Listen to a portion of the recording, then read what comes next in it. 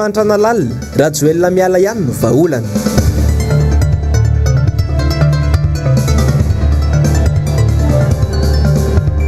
Lalao Bariasy Benin niteraka fitohanana lava reny.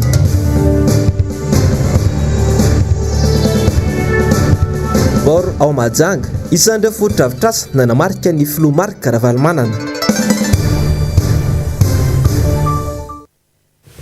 Tompoklasy tompokivavy ankafaliana sy ampitiavana indray nitsotiako ny tokantranao amin'ity arivany alakamisy faharoa septambra 2024 ity. Tonga sondra ianao atao anatin'ny fampalalam-baovao ka manasanao ampanajana sy ampitiavana tenako hanaraka izany hatramin'ny farany. Eo amin'ny vaovao fanatanjahantena avy hatrany ary netsika amin'ny santatra ny fiarana amin'ity hariva ity satria dia araka ny efa fantatsika dia mandeha amin'izao ora itenenana izao ny lalao ifandonan'ny bareny Madagasikara sy ny ekipa ny Benin ary fantatra fa mitarika amin'ny lalao amin'ny isa iray ny ohatra ny ekipa ny Benin amin'izao fotoana izao. Mbola manenjika saraka izany ny bareny Madagasikara satria dia nafaty baolina voalohany teo amin'ny minitra 7 ary zareo ekipa ny Benin. Eo amin'izay lafim-baovao fanatanjahantena izay hatrany dia vao maraina androany dia efa feno olona ny fanaritsaka teny Mahamasina sy ny Madidina ijery ilay lalao ifandranan'ny bareny Madagasikara sy Benin. Nanampitrotraka ny fatapahan-dalana teny antoerana izay niteraka fitohanana nandritra ny ora maromaro mihitsy izany rehetra izany. Miala irarombana sy Andrakoto Malalary no nitatitra amintsika izay vaovao izay. Tamin'ny fitora maraina teo dia efa tsy nifankahitana ny fitohanana teny Anosy sy ny Manodidina noho ny fahatapahan'ny lalana teo Mahamasina. 17 hektara, Ampefiloha, Tanjombato dia anisan'ireo toerana nahitana izay fitohanana lavareny izay. Tetsy Analakely aza moa dia voatery nandany ora iray vao tonga teny Anosy. Velon-taraina ireo mpampiasa lalana nanoloana ny zavanizy. Tao io namonjy fotoana ary tara. Ho an'ny taxi be kosa indray dia nisy fiantraikany avy hatrany tamin'ny fitadiavam-bolan'izy ireo izay fitohanana izay. Ny ena ny volaniditra satria ny ena ny toro vitan'izy ireo. Tena mandalo amin'ny Anosy iny tompo fa tena ezana ny embouteillage tena naharitra adiny roa teo nandalo tamin'iny ary tena tara mihitsy ny fotoanako. Ho andeha hivarotra ny amin'ny ara-malagasy eny amidika tara ny kiny ao mihitsy ny arako noho ny embouteillage betsaka loatra.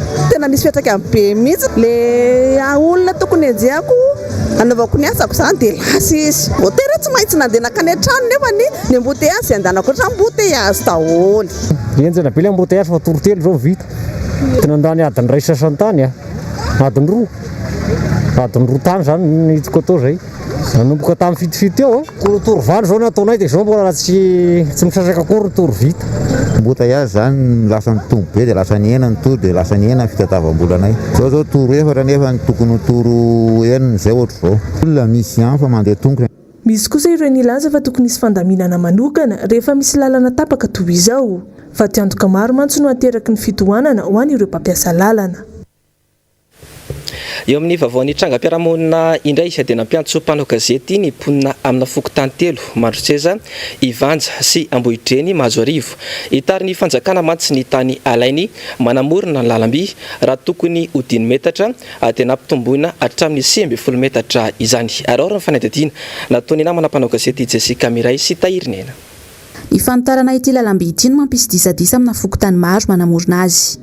Misy tetikasan'ny fanjakana atao eto dia ny fanitarana ny lalam-by izay lazaina fa ho atao double voie, izany hoe misy lalam-by anankiroa, Soarano Ambohy Manambola. Izao hitantsika amin'ny sary izao efa manomboka ny fanitofana. Efa nakana 5 hatramin'ny 7 metatra miala amin'ny lalam-by voalohany ity. Ary efa nisy fandrodanana natao tamin'izany. Nisy ihany ny fanonerana tamin'izany saingy tsy mahaleo ny sara ny vidiny hoy ny mponina. Ary mbola misy ihany koa ary nakana ny tany no mbola tsy nahazo volatra amin'ny androany. Mandeha zareo milaza hiraka mpanao fanadihadiana amin'ilay fananin'olona ho simba. Zay aloha ny hiraka andehanan zareo aty. Nefa rehefa tonga aty zareo milaza fa hakana 5 metra tamin'ny voalohany. Dia ohatran'ny nanaiky tsy fidiny le olo satria efa nahazo avi tamin'ny voalohany hoe rehefa misy ilany madarelan'ilay taniny zay tafiditra anatin'ilay 5 metra dia tsy maintsy ho voakasika. Dia nisy remboursement aloha tamin'izay sarotra ny andaingy fa tsy mahaleo sara ny vidiny. Avy eo indray tonga indray mpanao fanadihadiana fanondroany dia sady manelitsao hoe hakana 15 metra le zavatra tsisy taratasy manazava amin'ny olona hoe ile 15 mètres hoalainy io ka anaovana an'ity nanaovana an'ity projet zany tokony hoe misy afisage farafaratsy misy sary manao an'ireny projet maro be reny ohatra terrain trano hôpital niny misy sary ho hita fokon'olona hoe tia zavatra ho atao dia efa fantatry ny olona zay misy zavatra ho atao ity tsisy fa milatsaka isan'andro isan-kerinandro mpanao fanadidina sy mpanely tsawa manakorotana saim-bahoaka hoe ikisaka an'izao anatin'le 15 mètres zay maro ny trano-drava maro ny tokotany dia ohatra ny morony coupe manontolo zany isolé tanteraka amin'izao satria tsisy évacuation ny avon'ny tany totoa fa nefa mitovy ny avon'ny tranon'ny olona raha ny fanazavany mponina efa mantaona no nanajarin'izy ireo ny tany efa nisy ihany koa ny volana lainy avy amin'ny domaine ho fanoratana ny tanin'ny mponina ny desambra 2024 vola mitentina roa alina sy roa hetsy ariary 5 sy mbola nisy toeny hatramin'izao tsy manaiky ny anotarana ny fakana tany hatramin'ny 7.20 metatra io araka izany ireto mponina ireto ifangaro tanteraka amin'izay fahefan'ny fanjakana sainao sony izany izy marina fa sy dia nisy nianatra lalàna firy loatra ny vahoaka fa malalana ambangovango ny lalam-panorenana ohatra ny tady hitovy ny fahefan'ny tompona andraiky ny gouvernemanta ny tokona andraiky ny région ny tompona andraiky ny commune sy hainao sony fa samy afaka mamoaka arrêté rehefa misy zavatra hapetraka hanerenany vahoaka zay mahatonga anay gaga hapetraka ay mazava sara fa raha angalana 15 mètres ity tanàny ity vitan'zareo ve aka 15 mètres mivodiny talionty i primature trongisina io fa maninona sy atao zany fa ty amin'ny toerany ipetrahany vahoaka no trongisinao sy ampitahorinao isan'andro sa io olona amin'ny primature tonga ny fifidianana vatony primature mahalany ianao rehefa fidinanao zay zavatra misy tena fanambaniana an'le vahoaka fampiororana an'le vahoaka agnatin'izao fiainana efa sy manjary zao raha izao ve nitrongisinao tranon'le olo ho aiza izy ho ambany tunnel fa magnino sy zavatra tena ilain'ny vahoaka ny apetraka fa sina fampiororona dikan'izay misy zavatra sy ilain'ny madaray lao fa misy mpanambola matanjaka ao anatin'ny fitondrana io te hanao zavatra ety dia ny vahoaka no asipisipy misy ao na sitongonay ny agnarany fantatray olona io fa za kosa miteny dioentinareo zany ny blindé ho rafalianareo le vahoaka fa raha ohatra zavatra sy ao agnatin'ny tokony ho izy ny ataonareo sy voatrongy voditalian'ny primature io ka ny tranon'olona ty narodarodany hanao viveriny any eto ny vahoaka rehefa maty dia mitovy ny maty voheny eto zany dia niteny vahoaka eto hoe oka izay io 5 mètres manalainy vanjakany io efa be fahasombana amin'io ary mitondra fa arety aza amin'izao le vovoka sy ny tariny olo manaraka an'izay io tadiavinay fosiny hoe oka io ny iny ty 17 mètres 19 mètres koa amorony koba izay koa anankiray zany efa mampihororo vahoaka eto koa io hanova zariday zany ono fa manino i magn'olombe tazy izy tamin'andro taloha e vola aloha samy manana anazy fa kosa tokony sy agnampite vahoaka tsy mbola fantatra aloha hatreto izay tetika asa ho atao eto amin'ny refitany mihoatra io mitarana ihany koa anefa ny mponina ny amin'ny tokony anajana ny tontolo iainana satria dia mitsofi be ny vovoka atao amin'ny isan'andro eto vaovao mikasika ny olana eo amin'ireo orinasa mpikojakoja lalana eto Madagasikara izay tsy mbola nandray ny volany dia ny fampitoana tetsy amin'ny ministerany asa vaventy androany ireo tompona orinasa ireo njavandre maefa sy Andry Rakotomalala efa oeritaona mahery izay no tsy nandray ny vola tokony hostrainy ireto tompona orinasa mpikojakoja lalana eto Madagasikara ireto vola mitentana 3.30 miliara ariary no takin'izy ireo amin'izany androany dia tonga nanantona ary nifampiresaka tamin'ny ministry ny asa vaventy teny Anosy izy ireo nisy ny fifampitoninana teo amin'ny andaniny sy ny ankilany ka araka ny fananjavana dia misy ny vola saingy mbola miandry aloha izay indrindra no niresahana tamin'ny andriamatoa ministra hoe inona ny tena antony nampijanona an'ilay fandoavam-bola dia nilaza izy hoe araka ny tenin'ny andriamatoa président tamin'ny lahateny tamin'ny tapabolana hoe misy ny asa tsy nisy akory fa misy kosa nefa nireo izay niasa dia izay no teneniny hoe izay no tena mahatonga le hoe rehefa vita zany le audit dia listeny hoe reto daholo na vita an'ilay asa dia pehena fa tsy mety le hoe hosazina miaraka amin'ny besony izay vitsivitsy tsy nanao asa raha sanatria nisy zany Ratsaivana dia mbola mikatso aloha hatramin'izao ny famoaham-bola sy ny fikirakarana vola eo anivon'ny tahirim-bola-panjakana ankoatra ny karaha-mampiasa sy ny vola fisotrondronoany ihany mandrapanindry ny talezy jeneraly Vaovao. Roa herinandro taorian'ny filan-kevitry ny minisitra ny 17 aogositra farany teo dia mbola banga izany toerana izany. Mbola baraingo tanteraka aloha araka izany ny volan'ilay torinasa mpikojakoja lalana ireto raha ny zava-misy. Vaovao avy any Mahajanga dia nametraka fotodrafitrasa azo ialana sasatra sy tsy diana ao Mahajanga ny filoham-pirenena teo aloha Andriamatoa Marc Ravalomanana. Anisan'ny toerana mbola mahasarika olona betsaka indrindra ny bor Mahajanga izay vita nyity filoham-pirenena teo aloha ity. Indro ary tanteriny namana mpanao gazety samy mamonjy mpanao gazety ny MBS aminao ny ako ny fialan-tsasatra any toerana amin'izao fotoana izao. Mbola matanjaka ary mitazona ny maizy azy amin'izao fotoana izao ny fotodrafitrasa napetraka ny filoha Marc Ravalomanana tsinona izany fa port de mer eto Mahajanga. Akafizin'ny vahiny miala sasatra ny Mahajanga amin'izao fotoana noho ny fisian'ity port ity ankoatra ny plage Grand Pavois sy ny petit plage eto Mahajanga hatrany. Mipetraka taty taloha dia nafinaritra be foana taty dia isaky ny hoe mieritreritra vakansa izany dia ohatran'ny te-hiverina aty foana dia nafinaritra misy ranomasina, hafanana, izany rehetrarehetra izany. Izay avy any Antananarivo dia ny talata maty dia nisafidy amin'ny Majunga voalohany Ray aman-dreny aty dia ny faharoa aty mafana foana. Ny Antananarivo mangatsiaka dia aty mafana, izay ny tena andehanana. Ratsaivina dia tamin'ny rivodozaka filo no nasimba nyity bor ity ka ny orinasa Colas no nanao azy ary mbola manana maizy azy ankehitriny. Anisan'ny tsara indrindra eto Madagasikara ny bor de mer Mahajanga. Izay no mahatonga ny vahiny na avy any ivelany na ato anatin'ny Madagasikara no mitsidika ity tanàna ny masoandro ity. Eo amin'ny vaovao tapatapany indray dia mirongatra ny aretina pesta ao amin'ny commune Miandrandra ao Arivon'ny Mamo amin'izao fotoana izao. Olona 7 no voamarina fa maty noho ity valana aretina ity. Ny 4 tamin'izy ireo dia maty tany an-tranony avokoa. Raha ny tany amin'ny tobim-pahasalamana kosa ny 3 ambiny.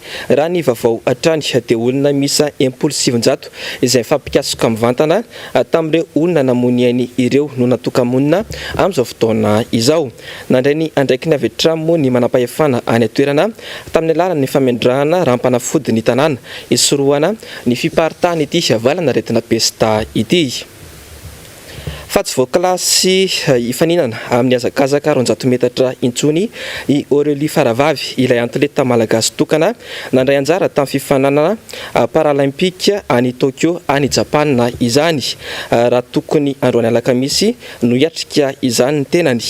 Tsy ampy ny akarany tamin'ity dingana manaraka ity ny vokatra azony tamin'ny fifananana hazakazaka 100 metatra izany tanterahany izy izay teo amin'ny laharana fahatelo.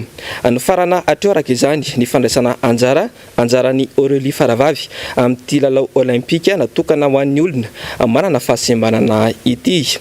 Tsy nampitsanga menatra ny firenena malagasy nefa ny tenany tamin'ny voka-dalao azony. Afantatra fa ny faefatra ny volana Septambra izao no iverina atandrazana ny délégationna miaraka aminy.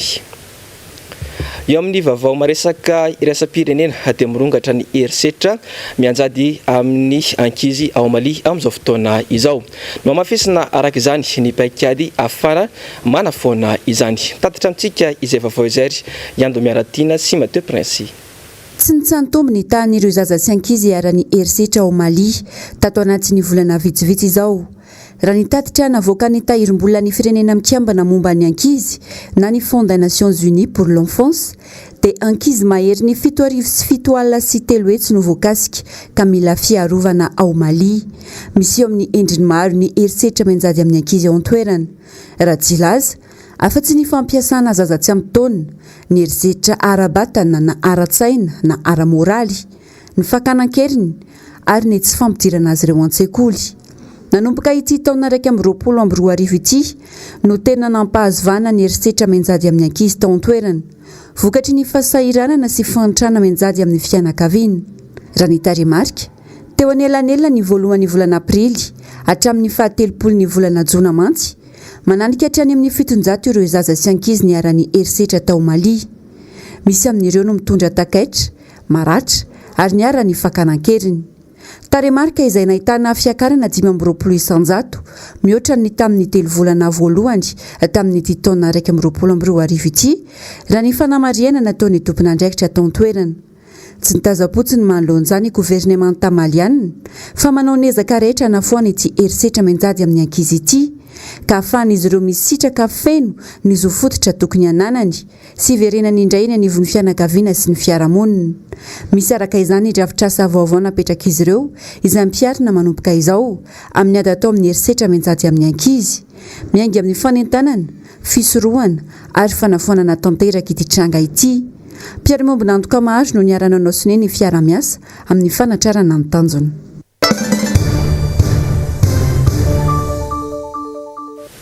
Eo amin'ny pejam-baovao politika indray dia tao anatin'ny fandarana miara-manonja androany no nitondrandreo solombavam-bahoaka Madagasikara fanazavana mikasika ny tokony ametrahana izay hosolon'ny tale jeneraly ny tahirim-bolam-panjakana sy ny fanamariana fa ekipa ny malagasy rehetra ny bareny Madagasikara ka tsy tokony ampidirana resaka politika izany. Nambitsoversitraka sy mano randre malala.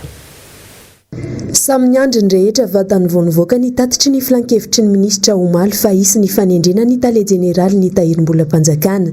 Tsy izany anefa noho seho entitra noho ny olazainy ny miara-manonja fa tokony apetraka avy hatrany izay solo ny tale jeneraly ny tahirim-bolam-panjakana fa tsy avela amin'izao fotsiny. Tsy mitsinjo ny hoavin'ny firenena ny fitondrana ankehitriny, lasa ilay fitantanana firenena no hiarany ny vokatry ny tsy fandehanan-draharaha raha ny fanazavana. Io no fanapahan-kevitra voalohany indrindra ny raisana. Zay midiky zany fa nisy amehana tao. Mipetraka fanontaniana inona le amehana tao? Inona le tena antony lehibe zany? Zay indrindra zavatra ny tsara ho fantatry ny vahoaka malagasy amin'ny ankapobeny aloha dia ny ministeran'ny toe-karena sy ny fitantanam-bola dia tafiditra ao anatin'ny kilasin'ilay hoe ministera ny fiandrianam-pirenena. Ministera ny fiandrianam-pirenena misy ministera vitsivitsy ao. Dia io anisany. Ireo zany no anisan'ny raraisina hoe ampitahina amin'ny fiainan'ny olombelona dia taova mampiaina ny fiainam-pirenena amin'ny ankapobeny. Pilier. Zay indrindra. Raha ireo no misy tsy miasa ara-dalàna dia marary. Dia marary. Satria ireo ny taova, ireo ny fo, ireo ny vo, ireo ny ato, ireo no afero, sy ny sisa. Ireo no atodo. Dia tafiditra voakilasy ho anisan'ny io ministera ny fiandrianam-pirenena io ny ministeran'ny fitantanam-bola sy ny toe-karena. Ny lafin'ny fanatanjahantena no nasongadin'ny solombavam-bahoaka Jerirandrembolaina.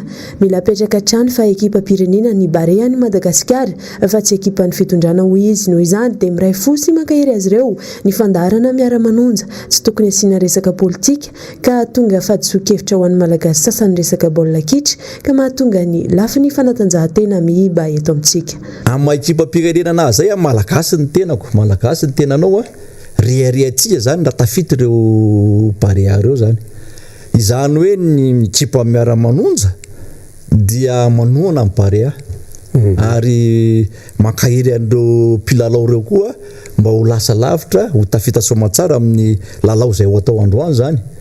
Satria raha sanatrian'izany malahelo ihany tena satria tsongofo n'olona tsongofo tena malagasy mitohy an'ny teny ireo arak'ilay teneniny teo ekipa malagasy ireo. Zany hoe miray fo amin'ireo Barea ireo zany ny vahoaka malagasy rehetrarehetra anisan'izany ny ekipa miara-manonja koa zany dia mankahery sy atao hoe mitehaka ny Barea zany amin'ity an'ity ary misy le fitenenana hoe alefa Barea. Zay zany no atao hoe aporisiana anareo hoe alefa Barea. Namafisiny tao anatin'ny fandaharana moa ny fanajana tsakany sy andavany ireo fepetra iarovana amin'ny valana aretina coronavirus mandritra ny fanokanana ny kianjan'ny Barea ny Madagasikara. Fantondra ny heviny momba ny fanjakan'ny kolikoly eto Madagasikara amin'izao fotoana izao kosa ny solombavam-bahoaka Toditsoa Andriamampandry nambarany fa tsy tokony ho afabela ireo ministra efa nesorina ka voaroroy amina fanaovana kolikoly teto Madagasikara. Germain Menjanahary sy Andry Rakoto Malala. Atreto dia nangina avokoa ireo raharaha kolikoly nafana teto amin'ny firenena na dia efa miditra amin'ny herinandro faharoa aza ny fijoron'ny mpikamba ny gouvernemanta vaovao. Ny tazana mantsy dia atao vitany tamin'ny fandesorana amin'ny toeran'ireo izay hita fa nanao kolikoly tamin'ireo mpikamba ny gouvernemanta teo aloha. aizany bianco sy ny samifine tsy fotoana tokony efa ampiarana ny lalàna amin'ireo izay mihevitra fa tsy maty manota eto amin'ny firenena ve izao Pombo société ny panier garnier ny écran plat be da be 73 kg fandroana arem-pirenena zay maro be zany reny zany de tokony tsy afamaina ny membre ny gouvernement sy nanana andraikitra ambony teo amin'ny fitondram-panjakana zay ke mahatonga ny olona kivy sy marefo eto amin'ity firenena ity ary misy lalàna velona zany zay tokony atao ny membre ny gouvernement sy ny flot institution sy nanao zany misy haute cour de justice zay minimikipy zany eto amin'ity firenena ity eo koa nireo resaka opérateur resaka télécommunication zay tena mahabe resaka sy mampikaikaika ny vahoaka efa nitsakana commission d'enquête parlementaire efa manao ny asany ary tsy amelany ny sombavombahoaka mihitsy zany satria anisan'ny fanitry be ny firenena zany zay zany ny fanjakana zany tokony tompona andraikitra amin'izay sy ny mangarara sy ny vola malotsy voto zay zany fa zany tokony ampiseho amin'ny vahoaka le mangarara ny sombavombahoaka tim dia tsy anaiky lemenana an'izany ary iteny marina foana zany sy ny tsy mety eto amin'ity firenena ity nambara ny sombavombahoaka Totsoa Andriamapandriatrandry fa ny fanomezana vahana ny mpanao kolokolo tahaka izao eto amin'ny firenena ihany no mahatonga ny fahantrany ny vahoaka tahaka izao ny olombitsy ihany mantsy no migokany mamy eto amin'ny firenena ka izay rehetra voky sy mahafeno paosy dia miala amin'ny toerany fotsiny dia manomboka indray ny hafa izay tendrena satria tsy hita mihitsy ny fampiaran-dalàna fa hatramin'ny androany dia tsy fantatra marina ny tena zava-misy marina mahakasika ny raharaha Apollo 21 nitondra fanazavana sy ny heviny araka izany Ramatoa Arlette Ramarson ary ny fanadidina momba izay eo amin'ny sary sy rindra-tsary ny toky Ramarla nanatatitra foy momba ny fivoaran'ny Apollo 21 na ilay raharaha voalaza fa nisihana fikasana ambony ny filo ankehitriny Andrajoel ny tony mpampanolalana ambony Ramatoa Bertine Razafiarivony Omaly nambarany efa vita ny fampitorana lalina na ny enquête au fond ary miditra amin'ny fampitinana ny fampitorana rehetra na ny interrogatoire récapitulatif ny fitsarana amin'izao fotoana izao etsakilany dia nanambara ny mpisolo vava Maître Willy Safonjatovo fa raha tsy misy tranga vaovao dia tsy tokony enoina antsony ireo olona arovany tsy mbola fantatra aloha hatreto ny didim-pitsarana hoy izy ho an'ny mpitsara iraisam-pirenena Arlette Ramarson kosa dia mazava fa matoa mbola mitarazoka ny raharaha dia fanodiko-dinana na saim-bahoaka amin'ny zavatrafo zany ary tsy vao izao nisy izany takina hatrany ny fivoahan'ny anarany atodongokotrika ity raharaha Apollo 21 ity zao le Apollo 21 laza izy fa hoe frantsay no ambadika nio dia za moa efa nampitandrina ary tsy zarery fa hoe aza mandeha makany président fa enao nge nanendrikendrika tamin'ny aralan'ny porte parole gouvernement fa hoe ny frantsay ny tena manao ny zavatra io dia ireo olondreo zany raha tena raha dinina amin'ny saina tsy miangatra zany amampitsara dia ireo olondreo zany no niran'ny frantsay amono amin'ny président ireo olona voasambotra rehetrarehetra ireo za tsy miteny tsy preuve zany fa misy charge ireo zany ao anatin'io zavatra io ka tokony hazavainao madame le procureur général ianao ma tsy milaza hoe be dia be ny olona voasambotra izy zao azavao tsara amin'ny malagasy le izy hoe tenareo marina ve no niran'ny frantsay tenareo marina ve no niran'ny frantsay amona ny filoham-pirenena ka raha ohatra ka hoe be dia be le olona nisamborina dia mba mangataka izay tompoko iza marina ny tena hoe ambadiky ny raharaha io iza frantsay araka ny lazenareo sa iza tsy mazava aminay le izy fa zay aloha mihevitra fa hoe tsy possible zany zavatra zany le izy nge lasa cercle vicieux azonao hoe frantsay no ambadiky nio dia hoe tsika mandeha makany dia ohatra ny fampinamana taminy entre guillemets zany miaraka amin'ny medef dia miverina indray dia ohatrany tsy mazava mihitsy le izy tsy mazava mihitsy hoe iza marina no ambadiky io frantsay marina ve ny tao ambadiky nio sa resaka fotsiny zany zavatra zany raha tsaivina olona raiky amin'ny roapolo no tafiditra tao anatin'ity raharaha ity ka 14 amin'ireo no natao andromaso misy teratany frantsay ny iray ary malagasy mizaka tso-pirenena frantsay ny iray hafa miaramila sy zandary amperinasa 12 ihany koa no voasaringotra misy civil 10 sy olona ambony 10 ihany koa ny voalaza fa nokendrena tao anatin'ny raharaha Apollo 21 io ka tafiditra ao anatin'izany ny Flora Joel Nilaza ny filoham-pirenena ny 8 Aogositra lasa teo fa misy mpanao politika ambony tafiditra ka dia miandry ny didim-pitsarana mety amoaka ny anaran'io ihany koa ny rehetra hoe iza ary ilay mpanao politika ambony.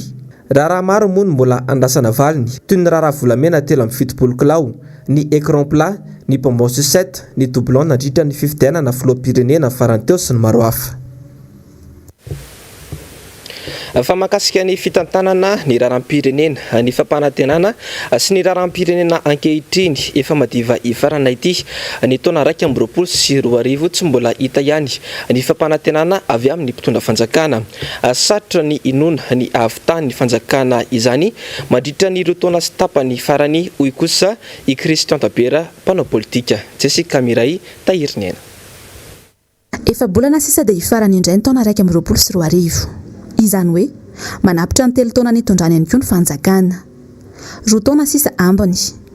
Aiza ho aiza re ireny toky sy fampanantenana ireny ny makety toy ny tamin'ny fampelezakevitra ny taona 2024 ihany aloha no hita mivangana hatreto. Inona no azo antenaina amin'ny 2 taona ambany raha 3 taona latsaka raha tsy nisy zava-bita? Mbola tsy miresaka social-mbahoaka ihany izy fa hitanareo fa transport en câble ny raha mameky anazy zany hoe transport eny ambony eny zany le resahana iny zany ka io zany vahoaka malagasy ifidy asika sy maintsy misy ny fifidianana sazy io araky ny zavatra nataony zahay mpanao politika sy natao le mpitondra fa zahay tsy dia be resaka amin'iny fa fanatao fampanantenana zany am'izao zéro magnofinofo efa niezaka nanome solution hatramin'izay niavaty amin'ny RMDM dia nyrobe ny mpanohatra ny démocratie sy irtoko filohan'ny RMDM dia filoha maraka ravalimanana amin'ny mambaray aman-dreny anazy eto amin'ny firenena amba maha-expérimenté anazy tamin'ny fitondrana ny firenena amin'ny mambazokolo anazy fa sy ny eno ane ny fitondram-panjakana avaty aminay ve ny fahadisono apetraka amintsika vahoaka malagasy ny fanontaniana. Fa inona tokoa ary izany ny sakana tsy ahavitana ny fampanantenany toa hoe efa ao mantsy ny vola tamin'ireny taona 2024 ireny fa miandry fandraisana fitondrana sisa dia manomboka ny asa. 3 taona latsaka izay no lasa ambato be voka tsy mety ho teraka dia mety mbola hiampy indray azy ireny lisitra lavabe ireny satria efa hita soritra sady ny fiomanany amin'ny fifidianana ny taona 2024. Fa amin'izao fantrana lalina miantsady amin'ny vahoaka malagasy izao sy ny fiamorana ny Madagasikara hatrany tena nambara androany ny rodoben'ny mpanohitra ho an'ny demokrasia eto Madagasikara avy any am-parafaravola fa ny fialan'ny Flora Joelna sy ny firosoana amin'ny Repoblika Fadimy any no vahaolana arorina Tsiprian izay eo amin'ny sary sy nindra tsara ny toky raha marola. Latsaka anatin'ny fantrana lalina ny vahoaka malagasy ka miantraika hatrany anaty vilany tokantrano tsirairay ny fahasaranana. Manjaka ihany koa ny didijadona sy ny raha matahora eo amin'ny fitantanana ny raharam-pirenena. Anka tsy mipetraka itsony ny demokrasia ny tany-tandalana ary vao hitsakitsaka ny lalam-panorenana. Tsy misy afa-tsy ny fialan-dra Joelna eo amin'ny toerany ka miditra ao anatin'ny Repoblika Fadimy isika eto Madagasikara araka ny voafatra ao anatin'ny fenkevitry ny RMDM ao amin'ny teboka voalohany sy faharoa no vahaolana tokana hoy ny RMDM am-parafaravola. Mila miampita any amin'ny Repoblika Fadimy Madagasikara. Ny antony dia zay ihany ny lalana. Zay ninona teny zato kabary arivo ozy izy le fomba fiteny fa ny lalana raha te handroso te hiala amin'izao fahasahiranana mangitsikitsika zao ny vahoaka malagasy dia natsapa zany ny mpikambana sy ny mpiatraka atao amin'ny RMDM fa ny lalana tokana ivoana amin'izao fahasahiranana mangitsikitsika zao dia ny fandinganana any amin'ny Repoblika Fadimy. Zany fandinganana any amin'ny Repoblika Fadimy zany dia mila fanomanana fa tsy hoe petatoko na zavatra hoe adrafidrafitra amin'izao fa kosa anisany zany ny fandrafiatana ny lalam-panorenana vaovao satria raha zao lalam-panorenana iainantsika zao dia safona ny vava amin'ny teny hoe efa lalam-panorenana vao vetaveta satria vao hitsakitsaka ka noho izay fa vao hitsakitsaka ambony ambany zay dia mila manova isika satria zay ihany ho an'ny lalana entina hialana amin'izao fahasahiranana mangitsikitsika zao dia mila miova ary mila mandingana amin'izany Repoblika Fadimy zany ny vahoaka malagasy. Ny 12 Septambra ho avy izao moa dia natateraka etsika lehibe any Antsirabe ny RMDM ka nisy ny fanentanana nataony ity mpitarika ny RMDM any Amparafaravoly ity. Dia anisan'izany moa zany ny faritra 20 izay misy RMDM. Ny tenako manokana zany eto dia manentana antsika mianakavy ny fikambanana rehetrarehetra, indrindra fa isika mpitratroka sy mpiambana ao amin'ny rodibe mpanotra eto Madagasikara dia entanina avy isika reo mba tsy latara entana miebaka eny fa centre azo lazany hoe centre Madagasikara ihany ny district Antsirabe ka dia ho entanina antsika mianakavy ho tonga anotrina zany fivoriam-bia izay ho taritin'ireo mpitarika amin'ny antoko RMDM zany amin'ny faraiky amin'ny 20 ny volana Septambra ho avy zao. Arak'izany dia andro ray toazato io daty voatondro any Antsirabe io ho an'ny firenena. Entanina avokoa ireo sokajin'olona maro samihafa tsy mankasitraka ny fitantanana ny firenena sy tsy fitaizana raha eto Madagasikara amin'izao fotoana izao. Nitondra ny heviny mikasika ny sehatra ny fampiroboroboana ny ara-toekarena eto Madagasikara androany ny mpaitoekarena Ralson Roger nambarany tamin'izany ny fototr'ireo olana tsy nahatafiarana ny ara-toekarena eto amintsika ary koa ny vahaolana tokony imasona entina ikatsana ny masoa ny firenena. Anjavandre Mahefa sy Andry Rakotomalala. Tsy maintsy maingava ny fotony ny fampandrosoana ny ara-toekarena eto Madagasikara.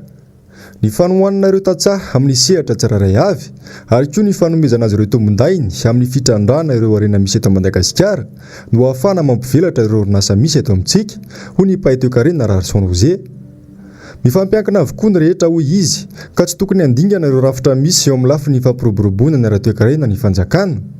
Izany hoe mila mamokatra ny tantsaha, manodana ny akora fototra ho lasa vokatra ny orinasa ary avy eo manondrana ny entana makany ivelany mba ahafahana mampiaina ny ara-toekarena eto Madagasikara. Manana renitsika, mipetraka amboniny renitsika fa tsy atsika zany no ahoana zany ny nanarotrana nanodina no arenantsika ireo. Tombontsoa maro zany no atsika voalohany aloha raha manodina sika tsy maintsy ataontsika matianina aloha sehatra fototra zay aloha voalohany. Reo tantsahantsika ireo zay 20% andao atao matianina izy, andao arovana izy, andao atao le jiro any herinaratra any ambanivohitra ny électrification rurale dia andao atsangana atao secrétariat d'état à l'animation rurale. Zay zany tsy maintsy atsangana tia misehatra faharoa dia ahodina izy. Eo dia mitaky ny fitsanganana orinasa maromaro madinika salasala mpiainy foana hoe sokafin'ny orinasa efa misy inona ny olana aminy tsy nandohetra izy ataovy izay andoavan'etra ka tsy afaka andohetra izy raha tsy velomina indray dia mba miasa koa ny olona amin'izay fotoana izay mitombo ny mpiasa dia mitombo zany ny tinady ny olona mitady zavatra satria efa manana fahefa-mividy. Olana goavana ny tsifisihan'ny fitsinjaram-pahefana tena izy eto amintsika ho iatrany ny fanazavana eo amin'ny fampandrosoana ny ara-toekarena isa-paritra. Raha ny otrikarena misy isaky ny faritra tokoa mantsy no jerena dia afaka mampandroso ny ara-toekarena indrindra ny ara-tsosialy eto Madagasikara izany. Betsaka ny faritra manan-karena vokatra fanodina eto Madagasikara toy ny vanila sy ny kakao izay misy any amin'ny faritra Andrefaniny. Eo ihany koa ny fasy mainty, ny vato sarobidy, ny legioma sy ny volo fanodina isan-karazany. Saingy mbola sakana ny tsy fahampian'ny orinasa manodina azy ireny, isitrahana ny tombotsoa sy ampiakarana ny arakarintsika. Tokony hanana orinasa daholo reo faritra 420 reo. Raha reo ne manana orinasa ataontsika fotsiny hoe mavita 10 avy dia efa zava-dehibe, tsisy tsony ny tsy anasa eto amintsika. Ary tokony manana tantsaha be dehibe koa reo ary tena antokony ho avintsika mihitsy eo amin'ny fikarakarana ny sehatra fototra. Zany tokony ampiana zany. Tonga amin'ny teny hoe ampiana, io ny tsy ampy teto amintsika. Variana loatra ny mpitondra dia adino ny manampy ny mpandraraha. Mpandraraha tena kilay mihitsy hoe tsisy manampy mihitsy izy. Nefa tsy maintsy ampiana ny mpandraraha mba hidonana ny orinasa indray atao izay ahafahany tantsahiran'ny faritra 420 mihetsika zany na district 5 Mbs mihitsy ary mihetsika. Lazaiko ianareo zany vary zany hoe tsy tokony afarantsika mihitsy. Tena tsy tokony afarana zany zavatra tsika ndrary ny tokony anondrana fa mampalahelo fa tsy tafiditra anatin'la politika le izy ka zany zavatra zany mampalahelo an'ny tenanay hoe tsisy ny décentralisation effective. Nanamafy moa ity pahay toe-karena ity fa ny fampiarana ny lalàna amin'ny feny tolotra sy ny tinady any no ahafahana amin'ny feny fitangana ny vidim-piainana ankehitriny. Fanapahan-toerana tao anatin'ny fandarana Sailas zao izay niarahana tamin'ny filohan'ny jeune RMDM Antananarivo Andriamatoa Tsiry Ratsimba Armanga Omaly ny mikasika ny tia nataon'ny filoham-pirenena tany Frantsa. Ny votra tao ihany koa ny makasika ny fiomanana eo anivon'ny rodobe mpanohitra ho an'ny demokrasia eto Madagasikara na ny RMDM amin'ny fifitianana ho avy. Ando miaratiana Mano Randriamalala. Hita taratra nandritrindrina ataon'ny filoham-pirenena tany Frantsa farany teo iny ny toetra feno fanavakavahana ananany ho ny filohan'ny jeune RMDM Antananarivo. Saika ireo pomba azy ihany mantsy no natsoa niaraka taminy raha voilika sy no lavina kosa ny fangatanana ataon'ireo diaspora tany Frantsa raha nikasa ny ona taminy.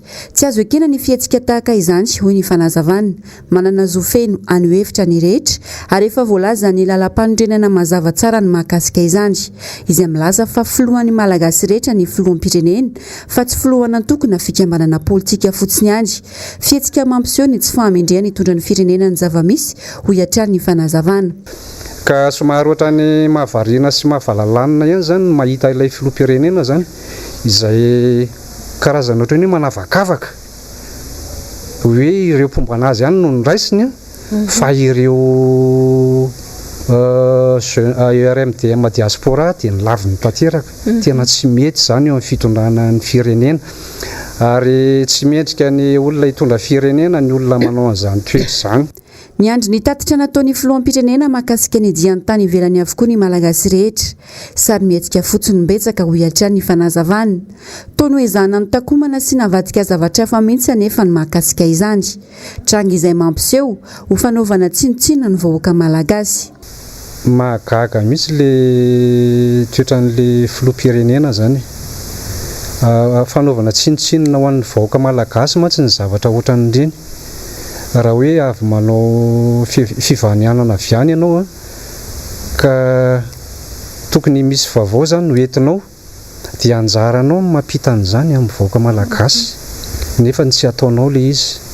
Dia aminay misy zavatra afepenanao misy zavatra tsy dia mazava ao. Be ny voafitaka ka pokany ity fitondrany ity mihitsy ny mampanantena tsy misy ny ain'izay natrany ny malagasy tao anatin'izay fepotona ny tondran'izay fisehosehoana sy fehobeboana ny betsaka tsy hita taratra mazava izay tena fiovana nentiny.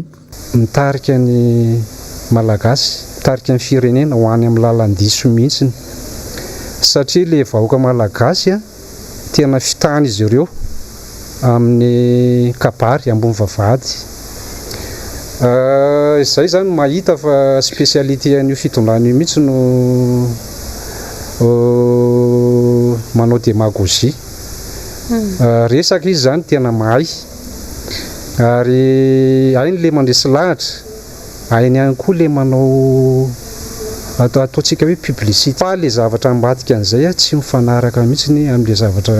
Manoloana zany no mafisy ny hatrany fa mijoro ary tsy taza-potsiny mahakasika ny raharam-pirenena ankehitriny ny tanora eo anivon'ny antoko tim. Maro ireo hetsika ataon'izy ireo fampandraisana anjara ny tanora amin'ny raharam-pirenena indrindra ho fampandrosoana ny firenena mihitsy sy ho fiomanana amin'ny fifidianana ho avy manaraka eo. Mialohan'ny isarahantsika raha dia ampahafantarika ianao fa eo amin'ny 10 minitra ny lalaovana amin'izao fotoana izao ny Baleine Madagasikara sy ny ekipa ny Benin ary mbola tsy niova ny isany amin'ny tableau satria dia mbola mitarika amin'ny isa ray ny ohatra hatrany ry zareo Benin. Aorin'izao fampalalana vaovao izao kosa dia mbola isy ny fandarana Global News eto amin'ny fahitalavitra ny MBS. Aorin'izay kosa ny fandarana Ahona Marina ary aorin'izay kosa no anarahinao ny horonan-tsary efa natolotra ho anao amin'ity alina ity. Metraka ny veloma mandrapitafa aminao ary ho amin'ny rapitso indray ry tompoko lahy sy tompoko vavy. Veloma tompoko.